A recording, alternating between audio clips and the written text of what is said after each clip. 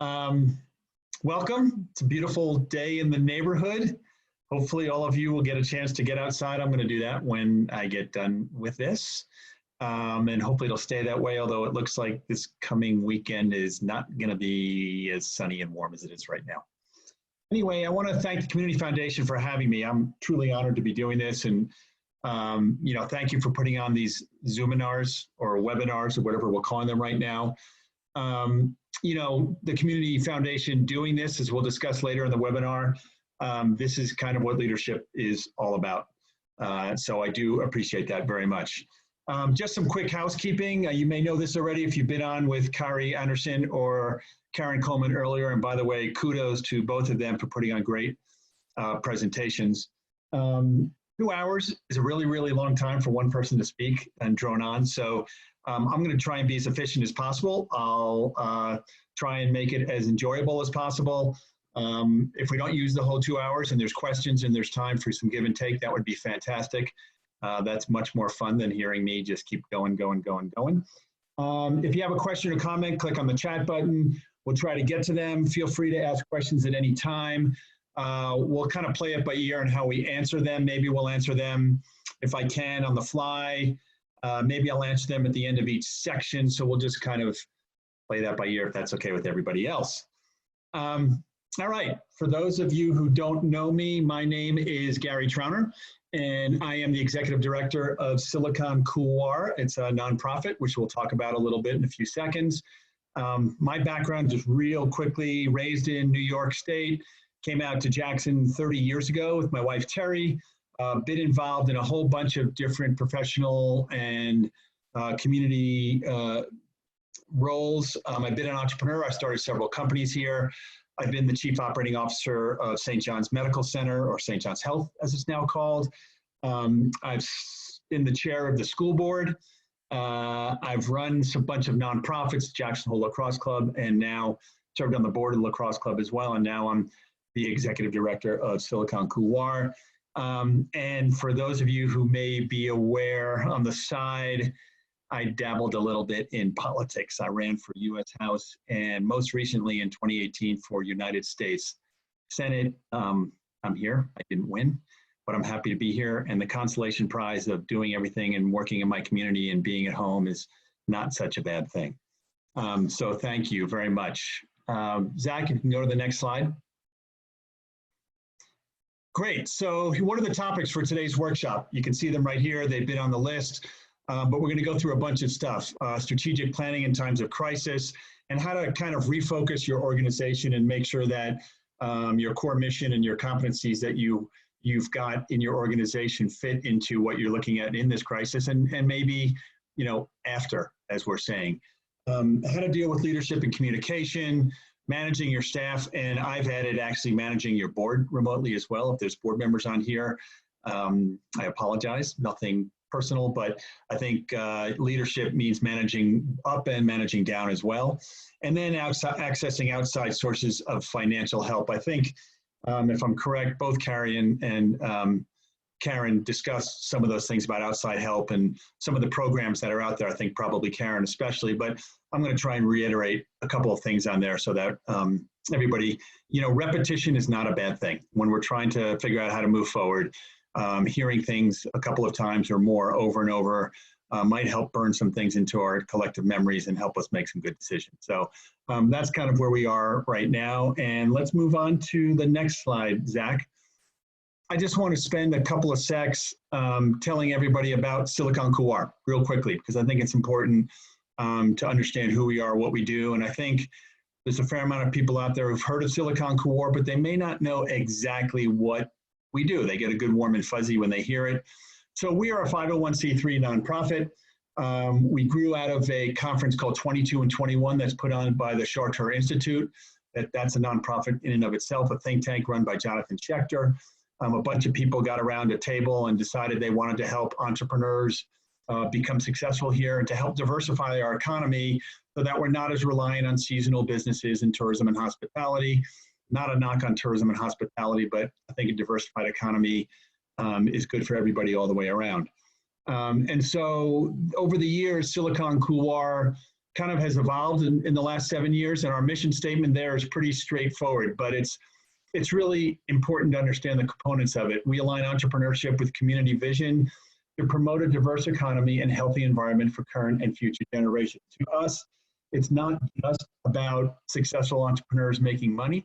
It's doing it in the construct of your community, and it's doing it in the construct of making sure that this place, which we know is so special, that we can try and keep it that way as best as possible. So that's important to us, and you can see our values down below. I won't go through them all, but the truth is we just want to, what we do, we want to do it well, we want to have fun doing it, and we want to do it in the construct of our community. Next slide. So what exactly do we do? What we realized is there's a bunch of capital in this community that was not very well organized: intellectual capital, human capital, and financial capital. And we thought, you know what, we can organize that in a way that, you know, we don't have an institution of higher education here like a four-year college, although CWC just got approval for their first four-year program, degree program. Congrats to them. But there wasn't a lot of organization around all of that capital. And what we want to do is we want to take that capital, organize it, and put programs in place to help entrepreneurs. And we've got three sort of what we'll call touchstones or organizing principles. And that is access for all. We don't want anyone to not be able to take part in our programs at Silicon Couloir because you can't afford it. Number two is founding to funding. We want to have programs that are available for everyone in any part of their journey in the growth business or growth company or growth organization from the beginning to the end.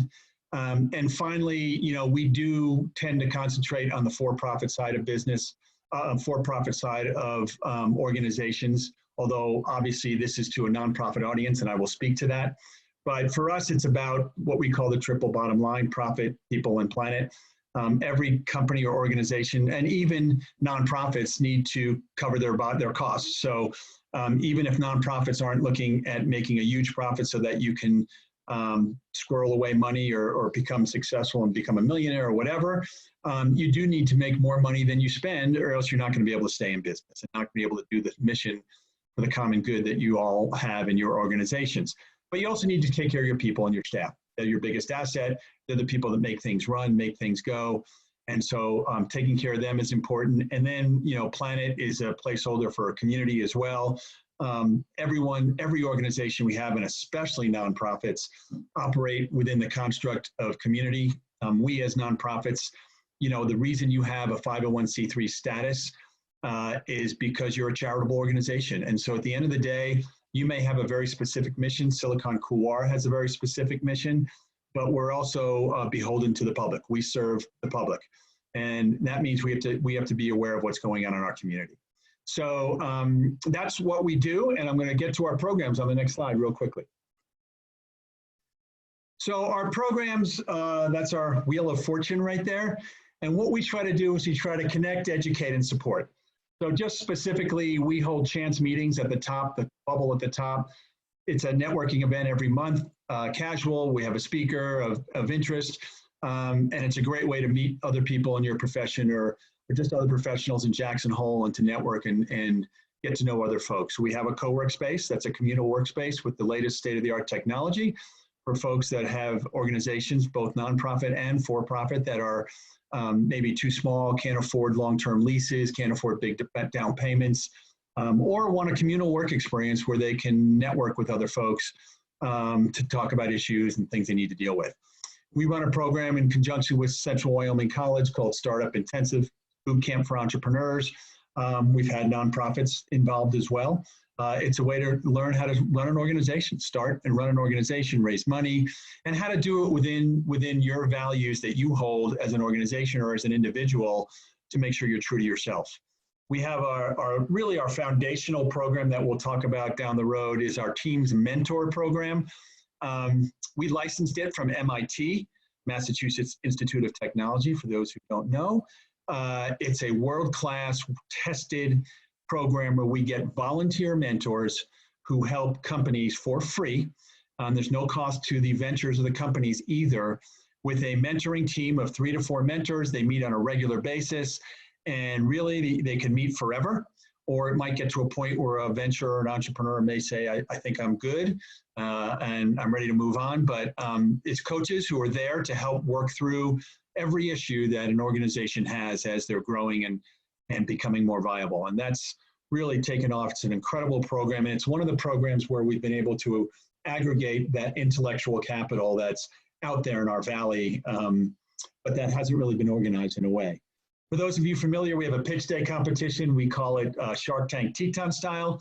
It's a great way to see companies compete, pitch what they're doing, win cash prizes, meet new people, get their message out there. And it's a fun thing. It's at the Center for the Arts this year, scheduled for September 15th. We'll see if that schedule holds.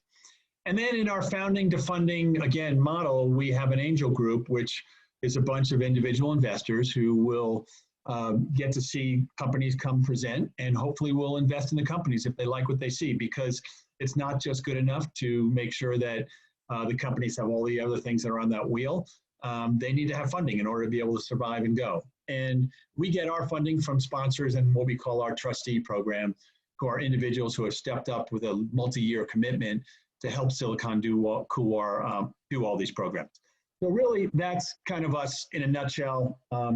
Just wanted to let everybody know we're now going to get on to the real deal that you all came here for. But if you have any questions, please get in touch with me, get in touch with us. Again, we're not just working in the for-profit space in the sense that that's where our original focus has been, but clearly in a crisis time, nonprofits need that support as well. So let's move on to the next slide, Zach, if you would. So strategic planning in times of crisis, next. All right, there's a whole bunch of items on this list here, on this slide, on this deck, but I want to go up to the big writing in blue at top, understanding the big picture. For those of you who know me, I think a lot of you know that I'm a big picture kind of person. And I think it's really, really important in this crisis to really understand what's going on and why. And in some ways, it may help your organizations look at what you're doing strategically and figure out what your next steps are. So let's step back for a minute and think about this. You know, we're in the midst of a global pandemic. It's causing sickness, it's causing death. And actually, for those of us who aren't impacted medically, we still may be. Hopefully, most of us won't be, and none of you will be. But for those who aren't impacted medically, it's also doing something. It's creating incredible uncertainty. And uncertainty is not a good thing for our economy. It's not a good thing for individuals and for families. It's a really difficult thing for many people and for many organizations to deal with. So, you know, we're being told by experts, and yes, I'm of the view that experts actually do matter in this, that the best way to get past this, while working towards what comes after, and we don't know what that means, and whether there's a vaccine or other palliative medical treatments, the best thing we can do right now is purposely shut down our economy. This is a purposeful lockdown. It's not like it's engineered. It's engineered to get a temporary freeze so we can get things out of the way, get past this, and restart and reboot and move forward without that uncertainty. It's not like the recession of 2008, 2009, where you know, overextended lending in the mortgage sector and other sectors and a credit crisis led to the fact that there was literally no demand. People had no money to consume, and we went into a deep, deep recession. It's not like the dot-com bubble back in the early 2000s, where a lot of stupid money went to stupid companies that had no chance to succeed and caused a recession on its own. This is something that we can get through. The demand will still be there if we're willing to do the hard work that it takes to, you know, socially distance and shelter and do all of those things. And I think it's important to think about who we need to help. If we're engineering a lockdown and we're engineering a purposeful shutdown, who are the organizations that we need to help, and who are the people? And to me, we need to look at laid off workers. We need to look at small business and small organizations like nonprofits. We need to look at state and local governments who are losing revenue, tax revenue, retail revenue. The town of Jackson relies like 75% of the revenue comes from retail sales tax. And then we need to look really at hospitals and healthcare providers so that they have the means to make sure that we can recover medically and physically and that we all stay healthy and well. and that we can get past this thing. So, we just heard, I think this morning, that unemployment claims for this week were 6 million more people, and 6 million people last week, 12 million people in 2 weeks of new claims. And I think, in any other time, if we went from 300,000 or 200,000 unemployment claims in a week to 12 million in 2 weeks, there would be panic, complete and total panic. And I get now that it's not easy and it's not good, but let's understand that actually in the scheme of what we're trying to do, that's actually good news. This whole thing isn't good news, the whole crisis, but if we're trying to get people to quarantine and social distance so that we can get a handle on this virus and we can find out who's got immunity and who doesn't and do the antibody testing and find a vaccine, then you know what? This is what we need to do. And we need to have programs that bridge the gap and bridge the chasm. And the truth is, for once, government has recognized that. Government is doing the right thing. They've put programs in place, which I think Karen talked about yesterday. I'll talk a little bit about those at the end. But the Paycheck Protection Program, enhanced unemployment, EIDL, economic injury disaster loans, there are programs that are set over a period of time, several months, most of them, to hopefully help bridge the gap and get us through that. It doesn't mean it's going to be easy. It doesn't mean that it's not stressful. It doesn't mean that everyone's going to be taken care of or that every single organization will survive. But it's the best we can do, I think, and we're trying to do in this situation. So I think it's really important that if we want to emerge on the other side, we've got to bridge this chasm, bridge this gap. So, the other thing I want to make as just one last sort of statement in that regard, we're a lot of people are saying, well, we don't want the cure to be worse than the problem. And, I look at this and what they're really implying there is that we need to serve our economy instead of the current economy serving us. And I think it's really important that we need to know that. If things aren't working as planned because we're doing a planned lockdown of the economy and private sector business isn't doing as well as it should, and restaurants are having a tough time, and nonprofits are having a tough time with their mission, and people are laid off and unemployed, we have it within our power as people and as institutions, and our governments do, local all the way up to federal, have it in their power to change, right? The economy is only a set of rules that we've set that hopefully will benefit society. And we can change those rules when we want to. So to me, when we talk about the cure being worse than the problem, I say, you know what, we don't want to lose any life that we don't have to lose. And if we have to take some extraordinary steps to do that, as we're doing right now, I'm fine with that. I think that's a good thing. And I think that's something that we should all remember. So with that being said, how does this relate to you? Well, the world's changing, and the world has changed right now, and it may not be the same after. So, the first step is to look and say, where is your organization right now? Are the services that you offer as a nonprofit, are they still relevant? And, maybe they're still relevant in some ways, but they're less critical in the short term than they would have been if we weren't going through this crisis. And if that's the case, how do you adjust to that? How do you revisit your mission and your strategic plan?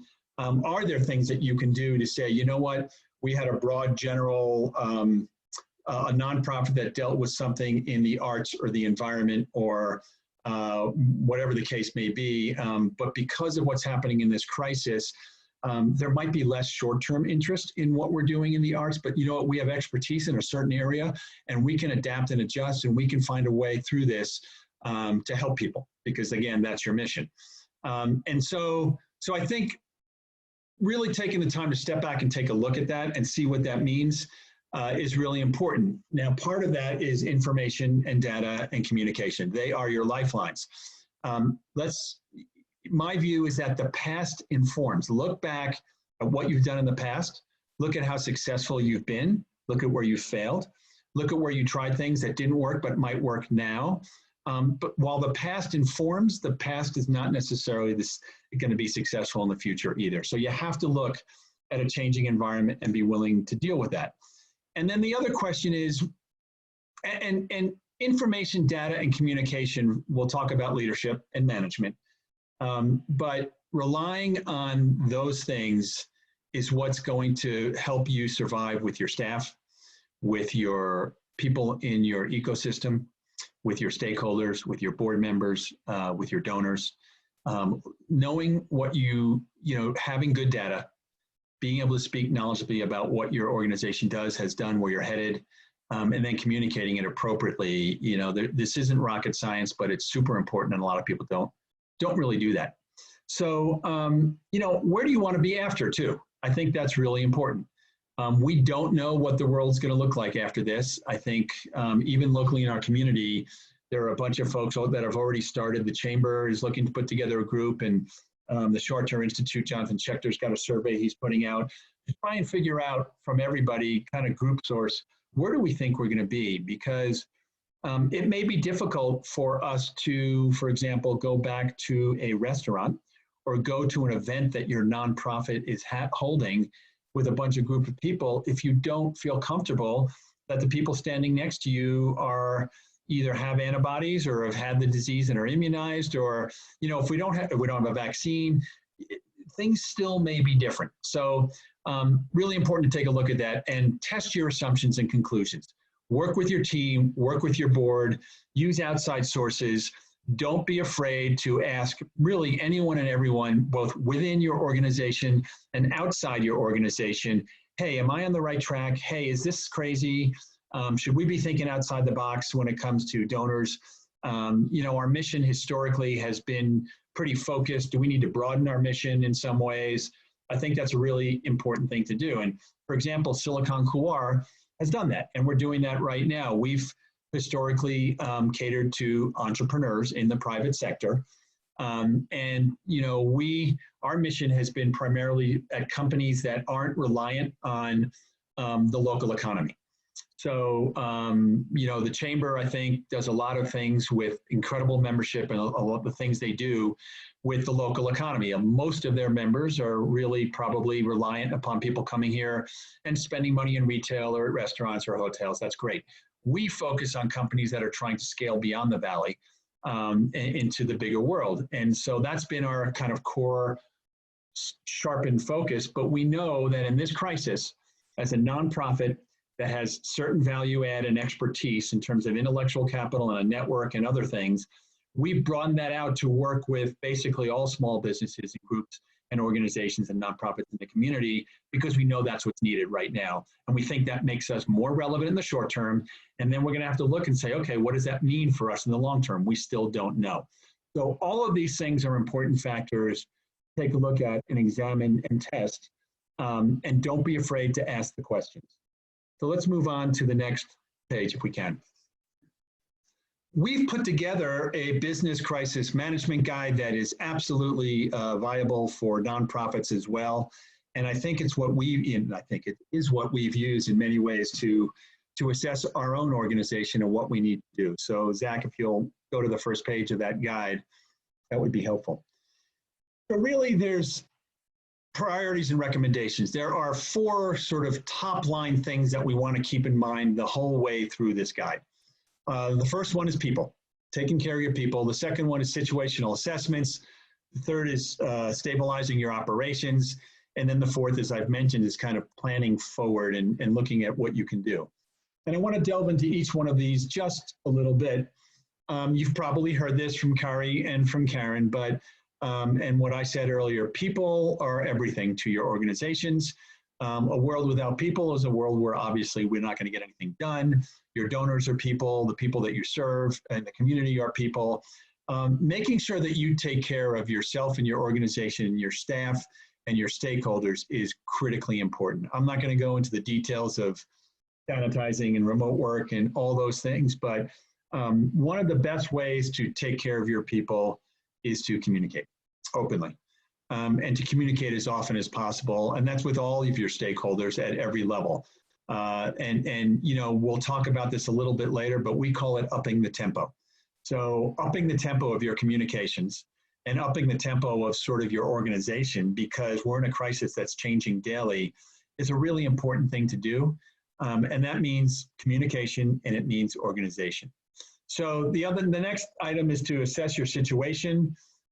We'll get there in detail, but Karen might have talked about this. Look, at the end of the day, cash and cash flow is king, right? For us, small organizations and nonprofits that don't have big endowments, most of us, and Silicon Couloir is in that same boat. If we don't have the cash flow to provide the programs and to pay our staff, we're going to go away.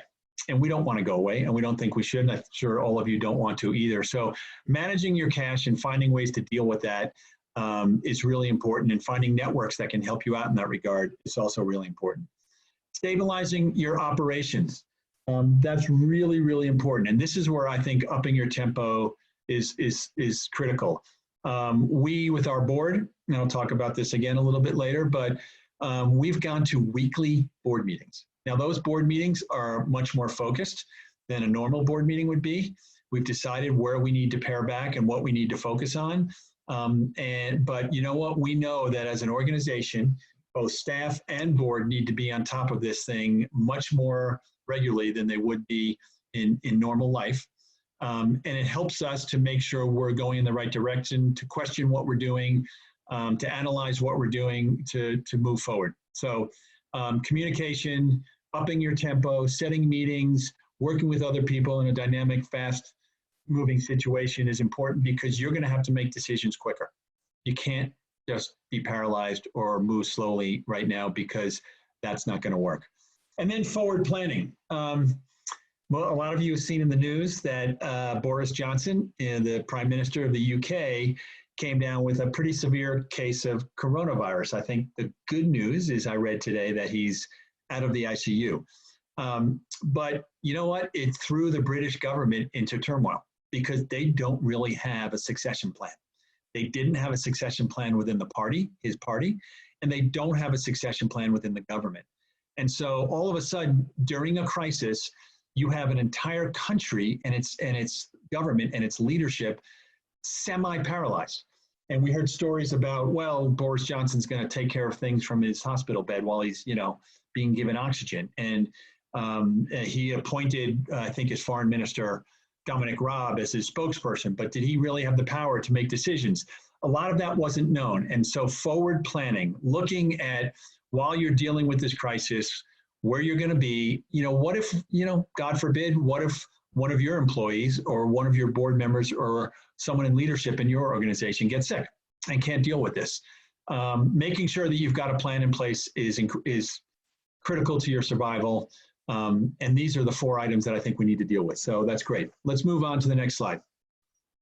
So there's a timeline here, and we're probably past week 1 for a lot of you, so that's okay. But there's a sort of prioritization in this timeline that we've put together in the guide. And first and foremost, it's to get organized, act calmly, communicate your plan, organize your team, and again, develop that mindset for nimble decision making and nimble action. That's really important. We have at Silicon Couloir a 1-page strategic plan, what they call an OPSP. We have quarterly rocks, which are basically quarterly goals that myself and staff have to meet. We've adjusted those quarterly goals because they're changing now. And what was relevant a month ago is not necessarily relevant today. And we've looked at that OPSP, and we've taken the time to make sure we all understand what our new quarterly goals are, what our new strategic mindset is, and how we need to do that. But we've done that in a way that's organized and communicated well, we hope, so that we can move forward. The second part of that is to lay groundwork for your immediate priorities. Look at your cash needs. We'll talk about that. Only look at what are your most critical functions if you have to hunker down as a nonprofit, and deal with those only. Leadership. That's critically important. Develop a contingency plan, as I talked about, and then look at, we'll talk about this as well, Karen, you may have, but look at business survival, cash flow, how long you can survive, do sensitivity analysis of different scenarios so you can figure out what works and what doesn't work. But focus on critical action. That's really cool. Next, critical action, as I just said, focus on it. Short-term goals, strategy, tactics, stabilize what you're doing, create your plans, and then really importantly, where are the opportunities for us now? They may be hard to see. Where are the opportunities for your organization to move a little bit on their mission, to do things a little bit differently? Again, at Silicon Couloir, we looked and we've put together what we call a crisis coaching plan. And what that basically is it allows people in the community, organizations, to send a Google form in, and we have volunteer crisis coaches, and an organization can get a 1-hour meeting free with a crisis coach to help them walk through a specific subject matter or something that's a concern of theirs or an issue that they're having, an immediate issue. And that was something that wasn't one of the programs that we had organized. We did have a mentor program and still do, but that's different. We saw that we had the ability and an opportunity to help people in another way, in a much more specific, much more focused, short-term way. And we put that into action as quickly as possible. We're rolling it out. I'm sure there will be quirks and kinks in the system. It's not going to be perfect. We've done the best we can in a short period of time. We've tried to be nimble, but it's an example of being opportunistic and doing something that we weren't doing before. And then finally, again, long-term future, where are those opportunities? And do you need to pivot? At the end of the day, is there reduced demand for the service that you're providing to the community? Is there somewhere else you can go to offer a different type of service? Or are you, is what you're doing right now the right thing, but you have to find a better way to market yourself, brand yourself, let people know that what you're doing matters. So that action timeline, can shift. Some of these things happen concurrently, but I think it's important to look at these things and to prioritize what you need to do as time goes by. Let's move on to the next slide, if that's okay. So communications. Again, really important. We're all learning this too, and I'm not telling you anything probably that you don't know already, but how to work remotely. Zoom, Google Hangouts. We use Slack at Silicon Couloir. It's been great. Slack with different channels allows the people on our board that are volunteered to step up and our staff to communicate on very specific purposes or very specific programs or very specific undertakings that we're doing without making sure that everybody, with everybody else being inundated with information on everything. So there are different ways to communicate, but it's really important to do that. Again, assess the situation, put in touch a regular communication with your team. Put it in writing, let them know when you're going to do it. Do that for your board, do that for your staff, and internally do that so that whether your donors or key stakeholders or frankly your vendors who maybe you have some trouble paying, your landlord, assess the situation and put a plan in place to communicate with them and stick to it. Really, really important. In terms of operations, again, we talked about a contingency plan, but it's communicating with your suppliers. It's communicating with your vendors. It's communicating with your folks that are giving you your income stream, your donors, and helping them understand what's going on, what you're doing, why you're doing it, and how they're still a critical part of it. And if you need their help, if you need a landlord to maybe forgive a month's worth of rent, let them know why and ask. The worst thing they can do is say no, and you'll have to figure out how to go from there. But if you don't ask, you don't know. And then if you have the opportunity, if you're not hunkered down so much in sort of crisis mode, again, on the planning forward front, take the time, especially with your brain trust, or maybe have your board set up a committee to take the time to look at how do we move forward, how do we brainstorm opportunities going forward in the future. Let's move on to the next slide. So thoughts to remember in a crisis. We're all leaders. This is about not just leaders of organizations, but peer-to-peer leadership is key. Everybody needs to step up and have a role here in your organization, however big or however small it is, or you're probably going to have difficulty surviving.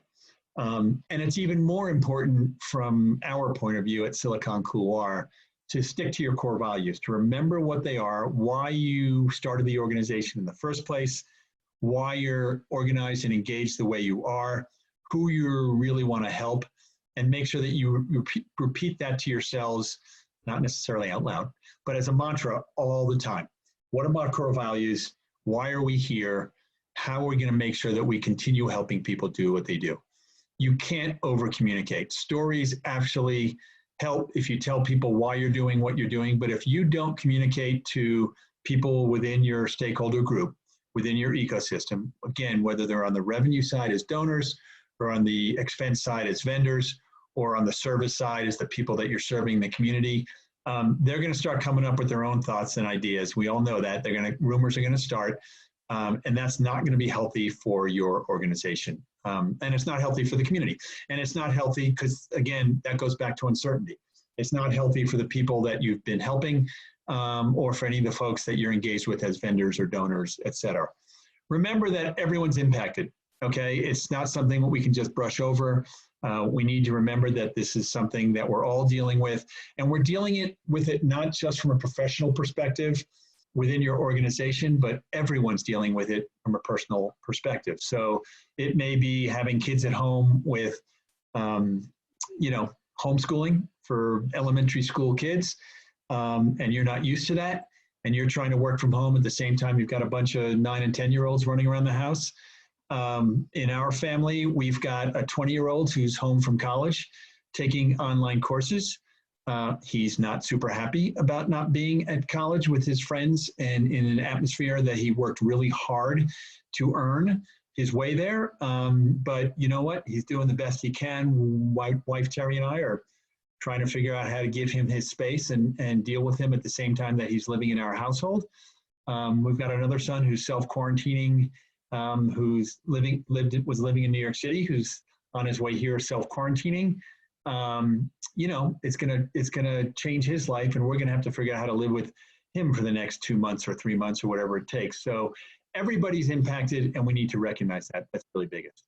And then, leadership, we'll talk about leadership from an organizational perspective, but making sure that you understand that you've got a role, you can do your role, believe in yourself, and the way that you deal in this crisis, whether it's with your fellow employees, your staff, your peers, your board, everyone in your stakeholder group or your ecosystem, it's gonna define how you come out of this thing.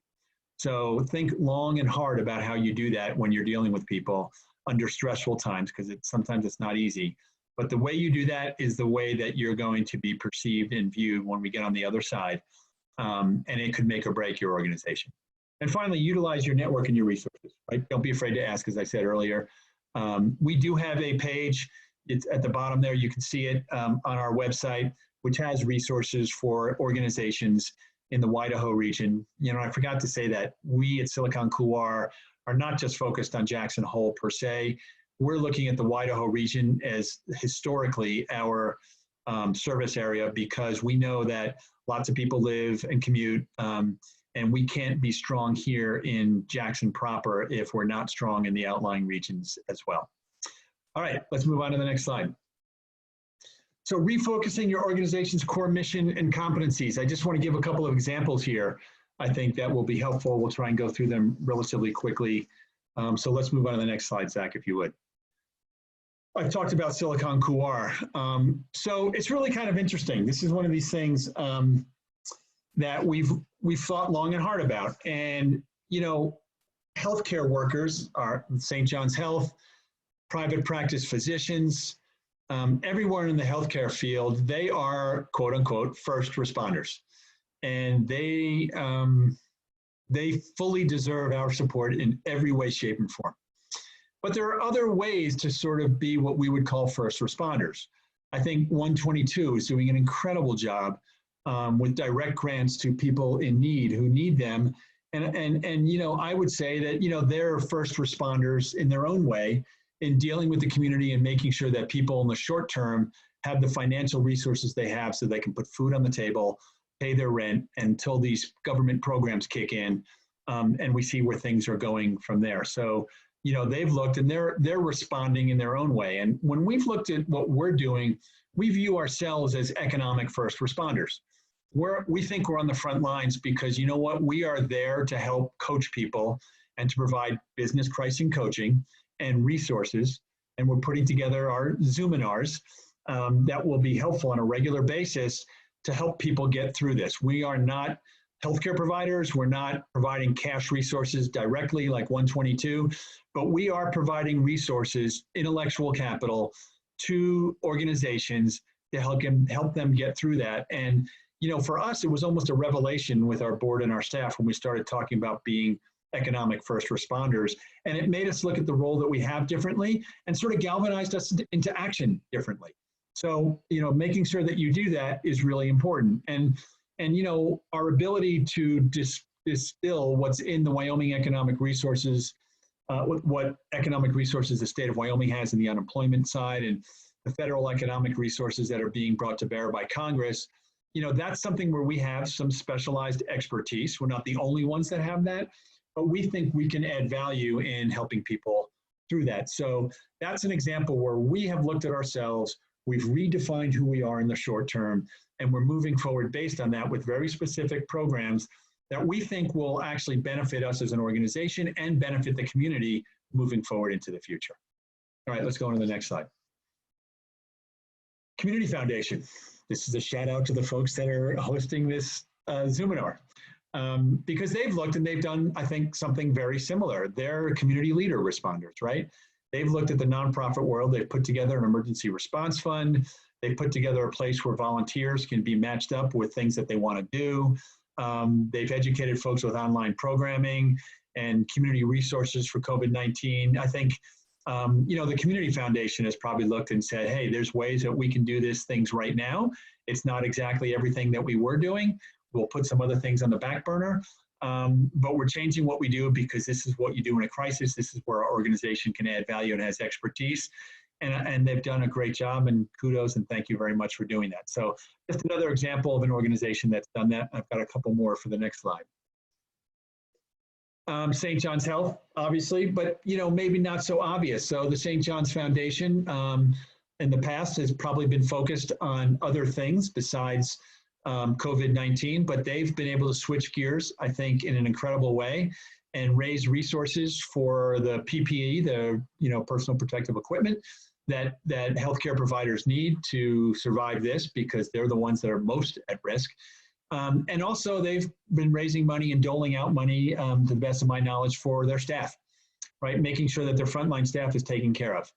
And that's probably neither of those was as quite as in the forefront of their mission as it is right now. And at the same time, you know, they've had to put education in place so people understand how to deal with COVID-19 and what the best steps to take are to keep yourself healthy and what to do when you're sick. You know, they've set up, you know, they set up a tent outside in the parking lot outside the emergency room, you know, to take people and not have them mix with the regular population. There's a lot of things in that organization that they had to do, I know, having helped run it in the past, that were probably not easy to do, but where they've been nimble enough and focused enough to go do that and to communicate. And you may not see that externally, but I know internally that's what's happened. And it's made them an organization that's, you know, adding as much value as they can in the short term. All right, let's move forward. One more organ. You know, and we were up on the path not that long ago, and on the bike path too. And you know, Friends of Pathways has you know, very quickly put out very well designed, nice signs that help people understand that we need to be social distancing, even if you're out there having a good time on the bike path and taking a walk or cross-country skiing or up on the pass in the backcountry. And again, you know, that's being nimble. I think they've looked at where there was an immediate need and where they could help, working with, you know, the governmental organizations. And, you know, I don't have any inside information on what they're doing otherwise, but to me, just anecdotally seeing this is, you know what, they have found a way to stay relevant and for people to know that they are doing good work. And, you know, maybe this is something going forward that creates another aspect for them to inform people about other things going forward in their bailiwick. So again, another organization that has found a way in the short term to become relevant, but it's not even about becoming relevant. They've found a way to help people and add value in a time of crisis. So I think those are all pretty cool things that folks are doing. So, you know, when we talk about what are you doing in your organization now, again, what are your core competencies? I'm sorry. For us in Silicon Couloir, we realized that our mentor program was foundational to what we do. And that means we have the ability to organize folks that have been have experience in organizational management, business, and expertise in what they've done. They've got time on their hands. They're willing to be involved. They want to help. And we realized one of our core competencies was the ability to match up those folks, perhaps with organizations and businesses in the community that need help. And so that became pretty clear to us. Now, we do have an angel group program, as I mentioned, where we have companies that pitch to investors. And the truth is, right now, that's probably not quite as relevant for us. And that program has been put in the short term on the back burner, because that's not something where we need to be focused. And this is a situation where when you're looking at where you add value, where you're looking at your core competencies, it's all about being hyper-focused. It's all about really digging in and looking and saying, what do we need right now to be able to make the right decisions and to be able to add value where we can? And what partnerships can you forge or revitalize? Again, for us, that's with our mentor group. And now we're finding a way, we think, to extend our mentor group to folks in the community that we hadn't been able to reach before, who might be willing to help. And we hope that, again, looking at the future, after we get through this, and we will, that we'll have a larger pool of mentors who recognize the value in what they were doing, and we'll find a way to put that organized group of mentors to work for the good of the community and for the good of the organizations and entities and businesses and nonprofits, whoever the case may be, in the community. So for us, that's turning crisis into an opportunity, right? That's the way to kind of look at it and say, how do we deal with this? And remember, some of these changes may just be temporary, not permanent. You may be looking and saying, in the short run, Friends of Pathways is putting up signs about social distancing, and it may be that when we get through this crisis, things like that aren't quite as necessary, and they go back to the normal programmatic situation where they do what they've been doing in the past. I think there clearly will be some changes for most organizations. We don't know fully what they are yet, but I think that's important. And then, again, how is your organization changing and adapting? What resources do you have to talk to both internally and externally? Are there board members that have expertise in ways that you didn't realize before? Are there staff members that maybe are doing things differently now or have different roles than they had before, where you realize, wow, that person is really good doing this and they weren't doing that before, and I didn't know that, and maybe I need to look going forward at having that person continue on in the direction they're going now, and they can add more value doing that than doing something else. All right, let's move on to the next slide if we could. So leadership and communication. This is really, really important. Zach, let's move on to the next one. Okay, many of you probably know this, I'm not sure, but I'm going to go through this anyway because I think it's really important. I think that leadership is an incredibly underrated commodity in today's world. And there's a reason for that, in my view, and that is that leadership is not as easily measured from a quantifiable perspective and from quantifiable metrics as other things are. In the business world, of course, it's all about quantifiable metrics, sales, revenue, year-over-year increase in sales, cost of goods sold as a percentage of sales, all sorts of hard metrics that you're looking at in your business to help guide you. In nonprofits, it's not quite so clear-cut because nonprofits are more process-oriented in what they're doing than they are quantifiably metric-oriented. And I'll give you some examples. The Jackson Hole Land Trust, I think in some ways it's pretty easy to measure acres that they've put aside for protection. That's a really quantifiable metric, and you can go out to your donors and say, hey, you know what, we added another 52,000 acres this year. It's an incredible job that we've done. We want your support. The Land Trust getting involved in the Save the Block campaign, same thing. You need to raise whatever it was, $7 or $8 million. Raise that money. We got matches from other donors. We saved the block, quantifiable, easy to measure. But you know what? I was on the board originally, and then I was the executive director of the Jackson Hole Lacrosse Club. And I would make an argument that, you know, what are the metrics of success for the Jackson Hole Lacrosse Club? Well, you know, number of kids in the program, sure. Obviously, we want to have as many kids in the program as possible. Winning games. Obviously, parents like to win, kids like to win. It's always good for an organization, when a sports organization, when they're having success on the field. But I would make an argument that true metrics of success for an organization like that are, you know, how many kids are doing better in school because they're participating in your sport?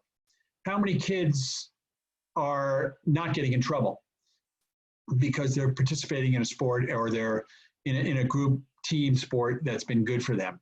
How many kids are getting socially acclimatized that maybe weren't before, or have a bigger friend group and have more support because they're in a group sport? And you know, how much self-esteem has increased.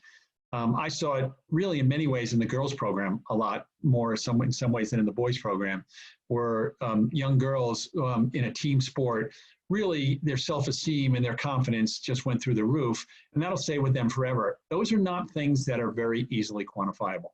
So I think it's important from a leadership perspective to recognize that in your organization and try and find those other metrics, those other ways to define success that might be a little bit outside the norm, especially in a crisis situation.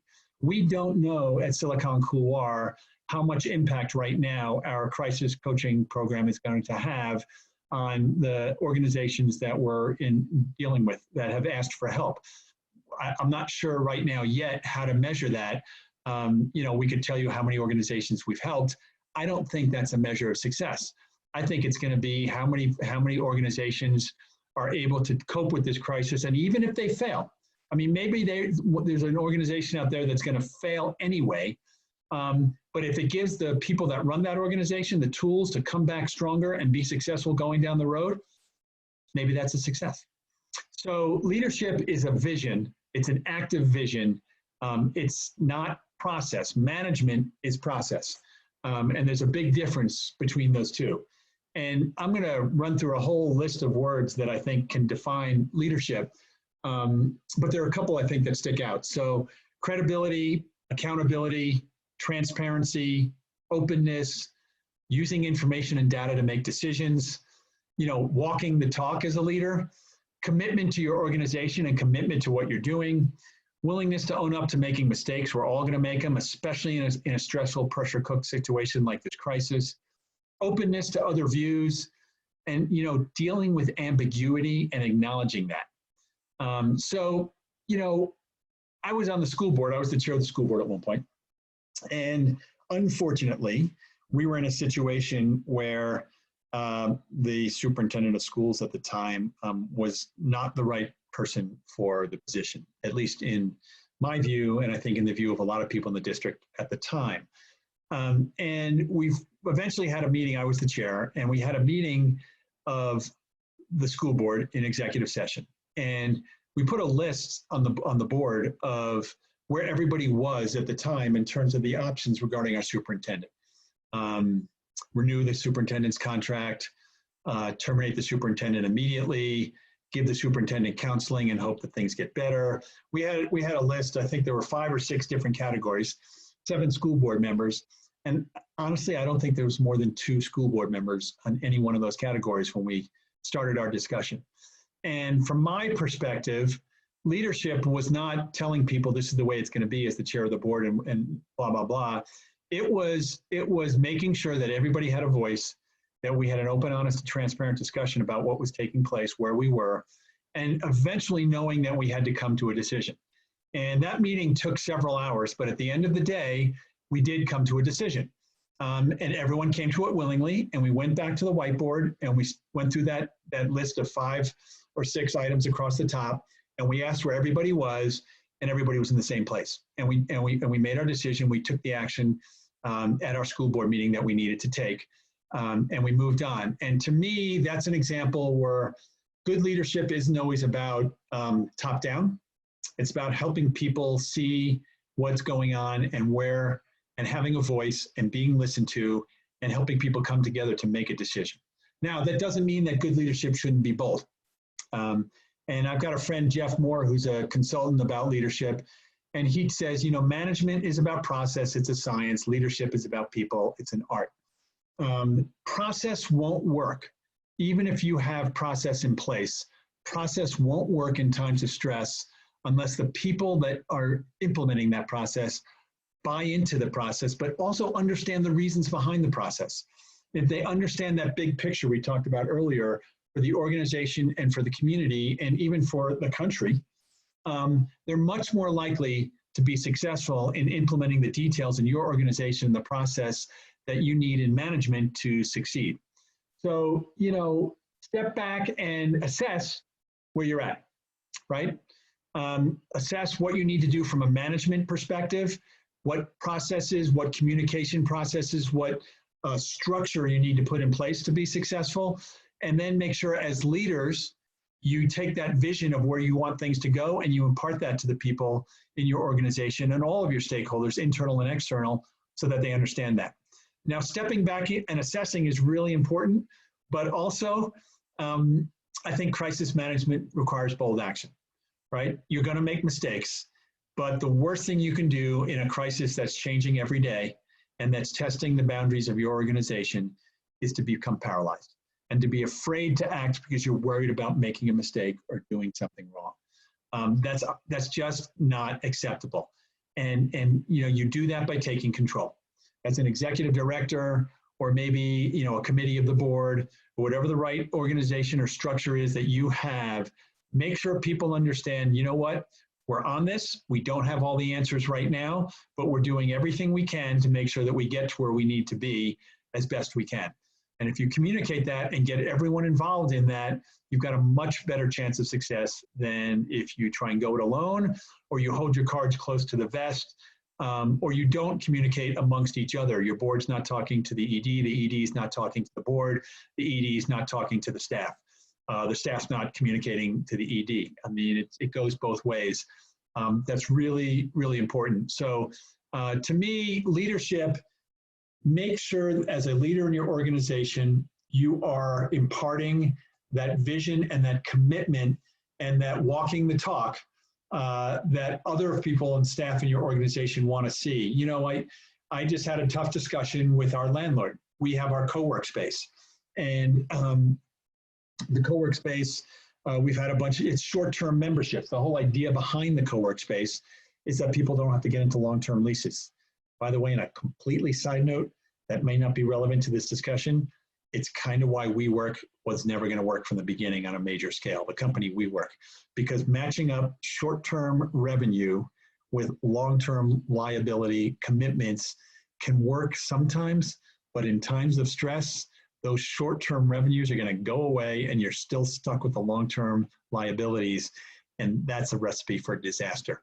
So that's the business lesson for the day. Anyway, I think it's important. I had a discussion with the landlord about our co-work space and where we are from a revenue perspective and what we're hoping to look for from the landlord. I was totally open, totally honest, raised difficult decisions and, raised difficult questions, and let the landlord know why I was raising those issues and questions, what we were thinking, what we were going through. I also let the landlord know that we were playing our part. It's kind of like a daisy chain. We've applied as our organization for help from the federal government through the Paycheck Protection Program. Everyone has to do their part. And I think if hopefully our landlord understands we're doing our part as best we can, the landlord might be willing to take steps to help us out in the short term so that we can still be there in the long term. So tough discussions, but leadership means being honest, open, and transparent about that and moving forward. But I don't want to minimize the importance of management. Process is an execution is going to make or break your organization right now as well. You can have all the leadership in the world, but if you haven't instituted process in place, you don't have structure, you haven't scheduled meetings on a regular basis, you haven't scheduled talks with your donors, you haven't done the analysis and looked at the data on your cash flow. If you don't do those things, you're going to be in trouble. So it's a balance, but understanding the difference between management and process in your organization is incredibly important. All right, let's move on. I hope this is something that's beneficial to everyone. I'm trying to keep track of time and see where we're going. All right, managing staff and board remotely. Thank you, Zach. Let's move on to the next slide.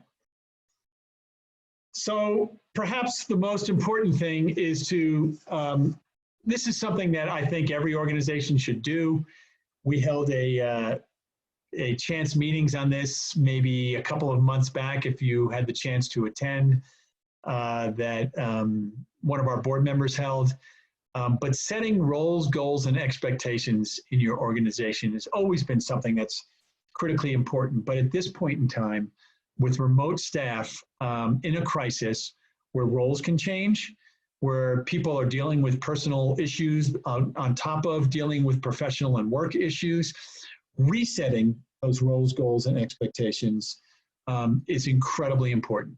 Everyone in your organization from the board on down needs to know what their role is. Now, we as an organization have limited staff, so we've engaged our board to be involved in some of the ongoing commitments and ongoing undertakings that we're doing right now. It's important for board members to know their limitations and for board members to know what their roles, goals, and expectations are in what they're doing too. You know, you've got a structure in an organization where the ED is the head of operations, you have staff there, the board should be setting strategy and making sure you're financially viable and overseeing the ED. But stressful times and crisis times call for different roles. That's great, as long as everybody knows their roles, goals, and expectations. And I have a saying that clarity trumps uncertainty every single time. If you provide people with clarity, it still doesn't mean we know where things are going down the road, but clarity will help people deal with uncertainty much, much better. They know their roles, if they know what's expected of them, if they know the ultimate goals that we're going after in the organization, even if there's uncertainty of whether we'll get there or not, people will be much more productive, much more willing to set themselves out there and do what they need to do to try and be successful. And that comes down to, well, so I'll tell another story because I think it's instructive as well. I was a co-founder of a company called OneWest.net here, which was an internet service provider in the late 1990s, early 2000s. It was the cowboy days of internet. It was dial-up and DSL. And we raised a bunch of money and we went out and we rolled up, we bought about 12 or 13 sort of mom and pop internet service providers around the Intermountain West. And we ended up with a pretty sizable company. But we didn't have the funding, we didn't have the capital in reserve to be a technological leader. And it turned out that that was an industry where technology was changing incredibly rapidly, from dial-up and DSL to dedicated high-speed lines, T1 lines, to wireless and to cable and moving on. We, at one point in the organization, were faced with looking at a burn rate where we had to look at laying off employees. And I can't remember exactly how many employees we had at one point in One West. My partner, Jeff Rice, who was the owner of Whole Grocer, was one of my partners. He could probably tell us. But I would say, let's just use a round number. Let's say we had 100 employees at one point. We probably had to lay off about 25 people. Agonizing. It was, couldn't sleep, tough to make those decisions, you know, semi-paralyzed because I didn't want anyone to get hurt. And one day, one of our managers in one of our departments came up to me, and I think he had seen that, and he basically said, look, understand this. If you don't take the actions that you're going to take, 100 people are going to lose their job. If you do what you're going to do, 75 of us will still have jobs. And so sometimes looking at that greater good and understanding your role and the expectations of people, and what you can do in an organization when you have to make tough decisions is important. And taking those bold steps, even if they're painful in the short run, can help the greater good in the long run. And it's a lesson that I still take with me to this day. So that comes back again then to communication. Communicate, communicate, communicate, communicate, communicate. I can't say that enough. You can never over communicate. Make sure that the people that you're working with understand that.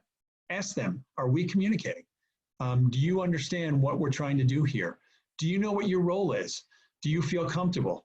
Hey, we've just been through a week where something changed and I've asked you to do a bunch of different stuff. Are you still comfortable with the role you're playing, and do you understand what I'm expecting of you? Do you have any questions? Same with your board. Understand the world's changed for everyone, and that everyone, if you give them clarity and you communicate with them, the uncertainty will tend to go away. I'm a fan of writing stuff down. So schedule your meetings, put them in writing. Schedule put together the new roles and goals and expectations, put them in writing. Change your one-page strategic plan, even if it seems like an exercise that is wasted time because you should be out doing something more productive in your organization. I think it's going to be productive in the long term, in the short term and long term, because you'll know what you're doing. You'll have it there. You can refer back to it, right? And then again, check in individually on folks because they all have different circumstances. You're not seeing them every day. You might be on a Zoom meeting with your staff, and maybe one of your staff members doesn't look good, or is just their body language isn't the way you would normally expect it to be. You know what? Offline, talk to them. What's up? What's going on? Is there something going on? Are you okay physically? Are you medically okay in this crisis? If it's not that, is there something else I can help with? I don't want to pry in your personal life, but what can we do? Where can we help? I think we all have to lean on each other a little bit. And that's the way the organizations are going to stick together in a time when you can't be in the same room. This is a perfect example. We do chance meetings. We did our first virtual chance meetings on Monday. I feel like I'm kind of just droning on here. I can't see the audience. I can't read people's body language. I can't ask individual people in the audience questions if I see them nodding their head or if I see them looking confused. It's really hard remotely to feel the pulse of what's going on. And you're not going to be able to do that in most of your meetings. So if you're not checking in individually, if you're not communicating and asking questions and making sure everyone's on the same page, you're going to miss stuff and it's going to come back to bite you. So recognize that and just make sure that you deal with it. All right, let's move on to the next slide, which is managing board remotely. So originally, as I said, this category was managing staff, but it's also about managing your board. So again, new cadence, right? We've gone to weekly board meetings. You may not have to keep that up forever. For us, it seems to be working. It keeps everybody engaged, especially because there are members of our board who are taking more active roles on committees that they're on, and almost in some ways becoming operational in the short term, because we need that. We need their resource. We need their help. We need their expertise. In the long term, we hope to go back to what we would consider normal, but that new cadence works for us. Again, with your board, review your cash situation all the time, weekly, regularly. Refocus your board. If you need board members talking to donors that they haven't normally talked to or doing other types of communication, absolutely getting involved in crisis programming, really important. And then recognize that there are upsides and downsides of more board involvement. An upside is you get help with limited resources. Silicon Couloir, 1 full-time employee, 3 part-time employees. We have limited resources. Our board members are stepping up in a big way, and it's making a huge difference for us. And frankly, it's making a huge difference for the paid staff because we're stressed. We're actually busier than we've ever been. And that's great because we are helping more people, we hope, in some ways. But that takes its toll, and having our board step up has been a great thing. However, board still needs to understand what their roles are, that this may be temporary, that still staff should be driving what's going on. Your board members aren't paid, they're volunteers, so they may have other priorities. They may be on other boards. So you ask them to do things, they may not quite have the same time frame or the same urgency that you as leaders and staff do as well. So recognize that and figure out how to work with that. And of course, more board involvement eventually might lead to micromanagement, which none of us as staff and leadership really want. And that might be in the short term something you need, but setting the boundaries and helping your board to understand that the world has changed in the short term, but at some point we're going to go back and we're going to have to really reassess everyone's roles and make sure that you as board members understand where we want to be as an organization once we get back to the new normal, whatever that may be, and that staff is going to go back to whatever roles they're doing in the new normal, and we're going to make sure that that works. So that's really, really, I think, important to recognize that it's great to have board help, but there are upsides, which are awesome, but there are also downsides. And they don't have to be downsides if you take a leadership role and you communicate and you're transparent and you help explain and help people to understand what you as a leader as an ED, or what, maybe as even if you're a board member, what you would expect of your ED or what you expect of the rest of your board. So board management in some ways is just as important as staff management from a remote perspective. All right, let's move on to the next slide, Zach.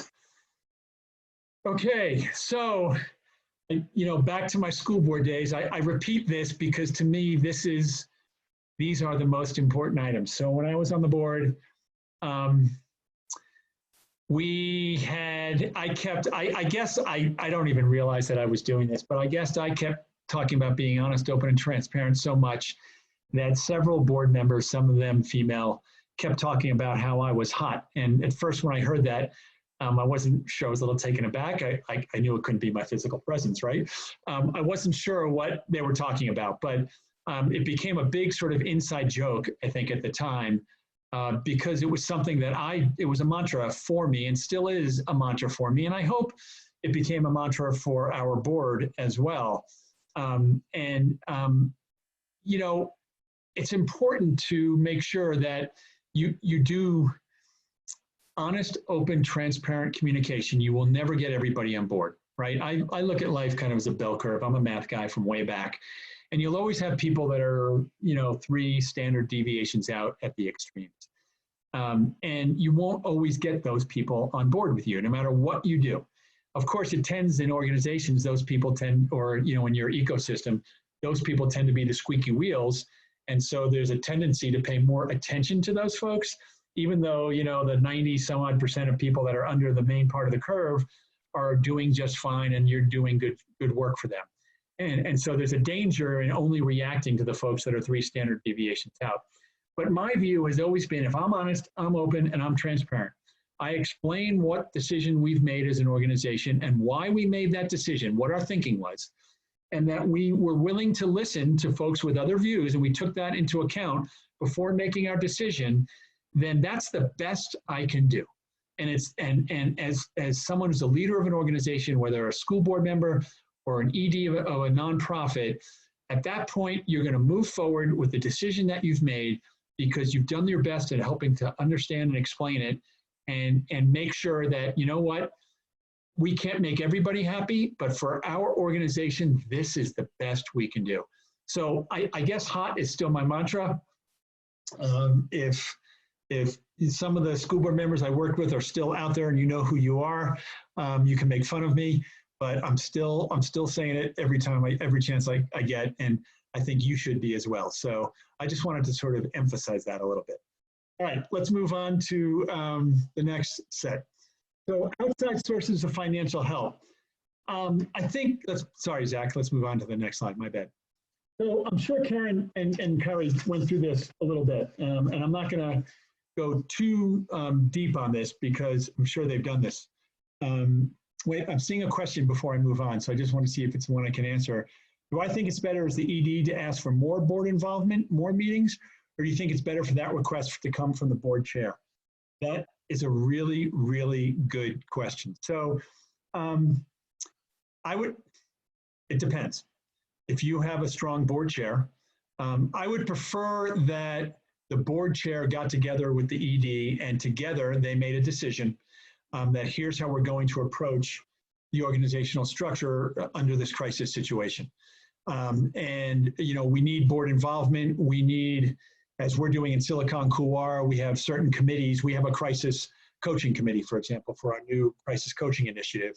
So I would hope that the ED and the board chair would get together, and maybe the decision is that The board chair asks for volunteers to be on the crisis coaching committee as board members, but that there's an acknowledgement that the executive director is going to still be the one who's driving the decisions made by that committee, and that the board is there to help, guide the bus. But at the end of the day, it's the ED that still has the responsibility of the operational side. If you don't have a strong board chair and you don't feel comfortable about that, again, that's a difficult situation. You might want to communicate that to your full board, that you don't feel comfortable making a decision to ask the board to be more involved. But at this point in time, given where you are as an organization, you feel like you need to make that ask because you need people to step up. So I think that's a play it by ear situation. There's no easy answer, but the first thing I would do is get board chair and executive director together and talk about what you think this looks like and what the best way for the organization to handle it would be, and then take it from there. So I hope that's a helpful answer to that question. Okay. Moving on to the cash management guide and the checklist. So we have put together, Zach, let's go to the next slide. I think a lot of you can't read this because the slide deck that you got sent made the slides much smaller. So that little insert is called a cash management guide / checklist. It's a 7-page document. It was sent to you as part of the package of stuff that was included with this Zoominar. And I'll say right off the bat that it was initially geared towards for-profit businesses, but there's a lot of stuff in there that applies to nonprofits. So I just want to make sure I go through a couple things on that real quickly, because I think that'll be helpful. Number one, don't wing it, okay? Don't wing it. Use data. Look at your cash flow. Look at your profit and loss. Look at what you've done in the past. Again, as I say, the past informs. It doesn't necessarily guide the future, but it definitely informs about where you've been and where you are. And so, you need to take the time to put the data together. You need to take the time to put together a cash flow, and I have a template that I'll show you shortly. And you should do a sensitivity analysis. You should look at a best case scenario, you should look at a worst case scenario, and then put together what you think is your base case. In our weekly board meetings at Silicon Couloir, I am presenting the base case scenario, my expected case. I'm doing that every week. And I'm looking at what donors have given us money in the past week, who is committed. We had the fortune or misfortune to have started a capital campaign for Silicon Couloir in January, February, so a month before this all hit the fan. This crisis has clearly had an impact about how we go about that campaign, whether we continue to go about that campaign, and if we do, how sensitive are we, and how do we make an argument for getting continued support. So I am on top of that on a daily, weekly basis and reporting that to the board. And, after talking with the landlord, I might put some different numbers in there for our fixed rent. Just looking at all sorts of different things on a regular basis in our cash flow and making sure that we are talking about the possibilities and how that works. And by the way, being open about that with staff as well. We're a small organization. I don't want my staff to get blindsided. I have no expectation that we're going to go to them and say, hey, you're all laid off tomorrow.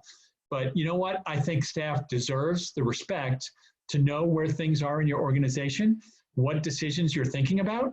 They may not be in on every single decision that's made at a higher level, but you know what? Again, the more clarity they have, the better they can deal with uncertainty and the better they'll understand dealing with things down the pike if tough decisions have to be made. So, basically this cash management checklist has 4 components. Cash receipts, right? Which for nonprofits basically are donors, maybe grants as well. Maybe there's other places where you have programmatic revenue. We have kind of all of those in Silicon Couloir. So making sure that you're in touch with the folks that you're parts of your program in our co-work space, people pay to be in our co-work space. Are there things you can do if someone wants to cancel a membership in our co-work space because they don't want to use it because they don't want to be around other people right now? That's great. Can you convert them to a donor and say, hey, we're still a 501c3. We're doing great work. We're an economic first responder. Are you willing to make a payment, and instead of having it go to your rent for the co-work space, have it become a tax-deductible charitable contribution to help Silicon Couloir move forward and help other people in the community? I know that Karen mentioned that there's a $300 above the line exception now for charitable contributions, even if you don't itemize deductions. So everyone will be able to deduct $300. So there's an argument to be made for small donors to bring them into the fold or to communicate with them. Make sure you're in touch with, if you have commitments from donors or from grant organizations or from programmatic revenue, make sure that you're talking with them, because they may be having economic dislocation and difficulties. And find out why, find out if it's an issue for them, see if there's ways you can work around it, see if there's ways you can bring that revenue in the door or work with them to stage it over time, or do whatever, frankly, you need to do to help them. And at the same time that you're helping them, help yourself as an organization by not losing part of that revenue stream. So there's a whole bullet point checklist in this 7-page document. I'm not going to go through it all, but you should. And again, some of it might be more relevant to for-profits, but this certainly will help you as a nonprofit in thinking about things that you need to do. The second part of it, of course, is managing expenses as well. Expenses are, look, I would say the first thing that you want to do is, and I think Karen's gone through this, but put your expenses into variable and fixed categories. Rent is a fixed expense. Cost of goods sold, or cost of providing your services, if you're not going to provide those services anymore, is a variable expense. And do that cash flow sensitivity analysis. It doesn't have to be complex. If we're not offering this program X, how much does that reduce our expenses that we don't have to have because we're not doing that program? So look at variable versus fixed, because fixed are tough to change. And that's going to be something you're going to have to deal with, whether you're bringing in the revenue stream from your donors, grants, programmatic revenue or not. So go take a look at that. Talk to your vendors. Consider that. You're no different as an organization than a company, a for-profit company. You've got people that supply you with everything from office supplies to rent, to an office space, to whatever the case may be. Just recognize one thing that I think is really important. If you go back to a vendor and you ask for financial relief, there's a possibility that vendor is going to look at you and say, uh-oh, they're in trouble. I'm going to actually ask for them to pay up front before I give them any of the products or services that I'm giving them, as opposed to giving them terms or whatever. So there's a fine line there in asking for relief and helping people to understand why you're asking for relief, so that you don't get, the decision doesn't backfire on you and they turn around and say, oh, you know what, wait a second, I'm a little concerned about you guys now. You have to pay everything up front. So, again, no easy answer, but think about that. Think about how you can maybe spread out payments, identify expenses that can be eliminated. It's pretty simple stuff, but it's an exercise that everyone needs to go through, in my opinion. There's a part on inventory. You probably don't have to worry about that too much. And then there is a part on business financing. And I think for nonprofits, business financing, I'm just flipping through right here. Business financing deals with donors and your revenue sources. And are there new sources you can find? Are there ways that you can make an argument and sort of rebrand to your donors? Can you find potential new donors who maybe weren't donors in the past that you've contacted, who didn't step up for you for whatever reason, but who now, because you've changed your mission in the short term, because you're doing something in this crisis that you believe is added value and is more important, might be willing to step in this time and lean in when they weren't willing to do that before. So, there's different ways to look at different things. I will say there's no downside to asking, whether it's on the receipt side or on the expense side, for something that you want. Don't rely on past experience. If you've got donors who have committed, but you don't have the money in hand, reconfirm with them. If you've got vendors that were providing things for you, make sure they're still able to do that. Maybe their supply chain has gone down because the supply chain in China where they're getting stuff from that you use has gone down. So they may not be able to supply you. Ask, talk, communicate, reconfirm over and over again. Regular communication is the only way to make sure that it gets done right. And then so go through this cash flow management part. It's really important. If you'll go to the next slide, Zach. Next slide. So we put together a really simple cash flow template. It's for businesses, but it'll also work for nonprofits. This may be very basic for some of you. For some of you, it may not be. So bear with me. Really, the blue cells are the ones that you have to fill in. And from a numerical perspective, there's one cell you fill in. It's a blue cell. And that's cash balance at the beginning of the period under month 1. You can see it right there. And then fill in all of the line items every month for anything that's applicable to you in cash inflows and cash outflows.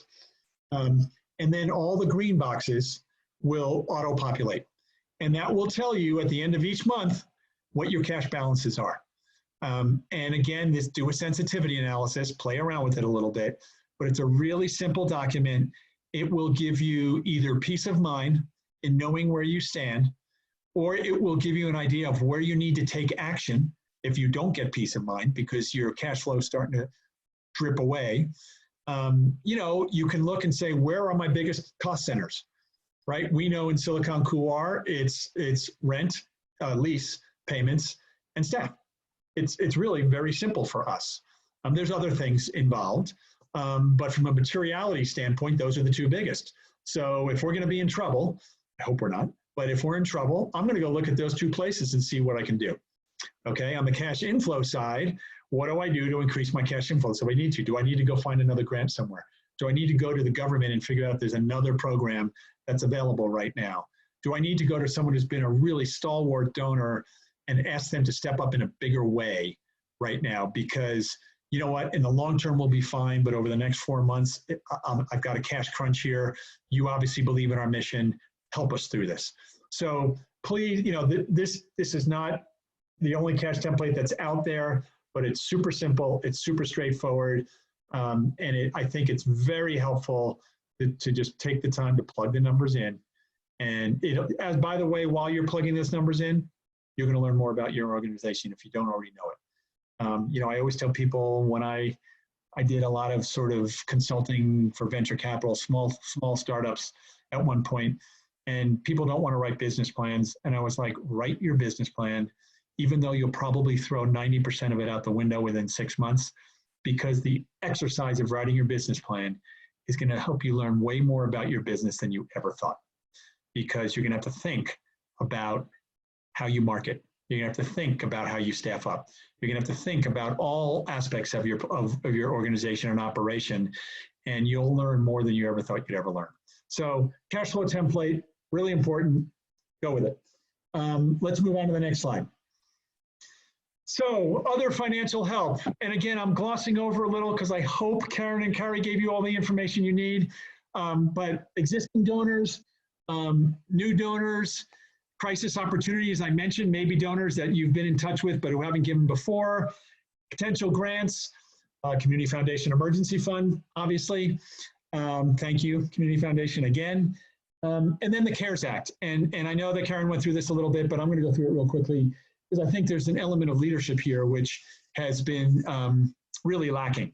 And so there's 3 main programs, I think, in the CARES Act that might apply to nonprofits. It's the Paycheck Protection Program, the Economic Injury Dislocation Program loans, and the part that applies to enhanced unemployment benefits. Everyone is talking, all politicians and electeds that I know of are talking about this one-time $1,200 cash infusion people get, because that makes them look really cool. Hey, I'm giving you cash up front in a check. How cool am I? Reelect me, right? That's a little cynical, but I think that's a big part of it. And you know what? It's great. It's nice that they're willing to give checks to everybody, but we all know that a one-time check of somewhere between $500 or $1,200 isn't going to pay the rent for long. It's not going to put food on the table forever. It's not going to bridge the gap, that chasm that I talked about earlier in this forced lockdown. So what did Congress do? They put together some programs that will bridge that chasm.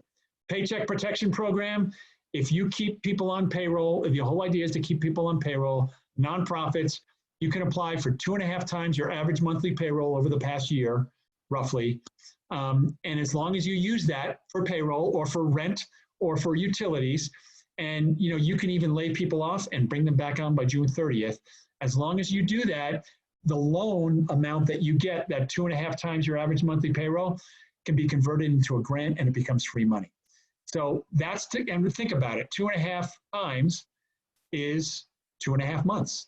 So the initial idea was we want to get people through the next 2.5 months. Now, just so you know, Congress is already looking at phase 4 because 2.5 months probably isn't going to be enough. But that was the idea. Economic injury dislocation loans. Those are loans that are long-term loans for economic injury. The key aspect there is you can apply for a $10,000 advance, whether or not you even get the loan, and you get that advance, you don't have to repay it. It's free money. Now, that EIDL of $10,000, that advance, will be rolled into any Paycheck Protection Program loan that you do get. So it will become part of that and subtracted from your 2.5 times. But again, it's free money. And the important part about both the PPP and the EIDL is they are non-recourse. So most banks and most lending organizations won't lend a lot of money to organizations, small organizations, without getting personal guarantees. Doesn't apply as much usually to nonprofits, but they want personal guarantees. These programs, nobody has to guarantee personally anything. It's only the organization. That's called non-recourse. And if you do it right, you don't have to ever pay the money back. It's free money. But I think in some ways, the most important program, and where I see a lack of leadership from our electeds, is enhanced unemployment benefits. So the government decided that they wanted to help people that were laid off. Normally, you can only get unemployment benefits if you're employed as an employee. You couldn't get them as an independent contractor or a self-employed person. And you couldn't get them if you quit your job voluntarily. And you couldn't get them if you were fired for cause. You could only get them if you were laid off or you were fired without cause, without good reason. That's changed. Now you can get your unemployment benefits, whether you're a self-employed, independent contractor, whatever the case may be. So they've broadened the scope of who they're helping, number one. Number two, they've added $600 to average weekly unemployment. So I'm just going to run through some quick numbers. Don't worry if you can't get them. If you don't get them all, I'm looking for my doc here.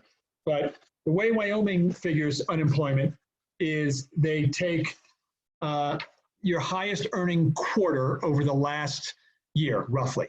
So let's say you earned, I'm trying to think of easy math. Let's say you earned $28,000 a year. Your highest average, let's say your average quarter was $7,000.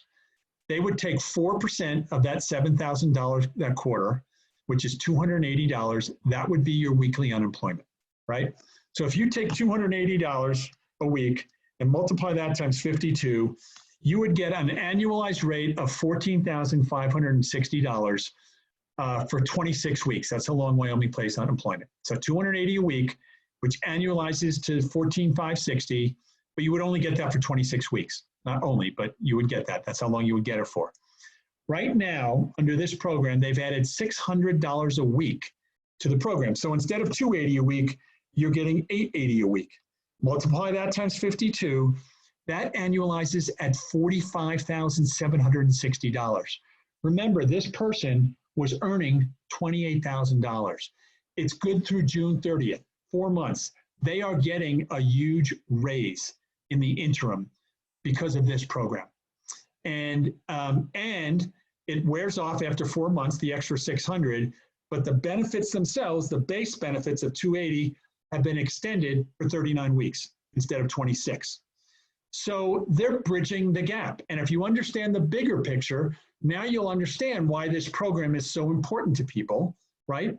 Maybe people in your organization that have been laid off, or people that you know. And I think that every elected official known to humankind should be shouting this from the rooftops and shouting it from the rafters, because this is leadership. Leadership is saying to people, we've done this on purpose because we want to get past this virus. People are getting sick and dying. We don't want that to happen. But you know what? I get it. Our economy is not going to be acting the way it normally acts, but we're putting programs in place to help small businesses, to help organizations like nonprofits, to help individuals bridge the gap until our economy can get back where we want it to be. That's real leadership. And I haven't seen that. So it's important. I included that Wyoming unemployment benefits document as well in the package. It's instructive. You can go through it. If you have any questions, ask me or ask Karen at the Community Foundation. But that's just a quick little background, which I think you already got, on the CARES Act and ways that financial help can help not just organizations, but individuals as well. So I think with that, I'm kind of tired of talking too much. So I hope we're getting near the end. What's the next slide? Is that it? It's it. We finished a little bit early. If you have any chat questions, let me know. I'm happy to stick around. I'm happy to answer them after the fact. Again, I want to thank the Community Foundation of Jackson Hole for putting this on, for the great work that you guys are doing and helping nonprofits. You know, you all have a place. You're all, I assume, in organizations that have been viable organizations up until this point in time, which means to me that you've been providing value of some sort to the community.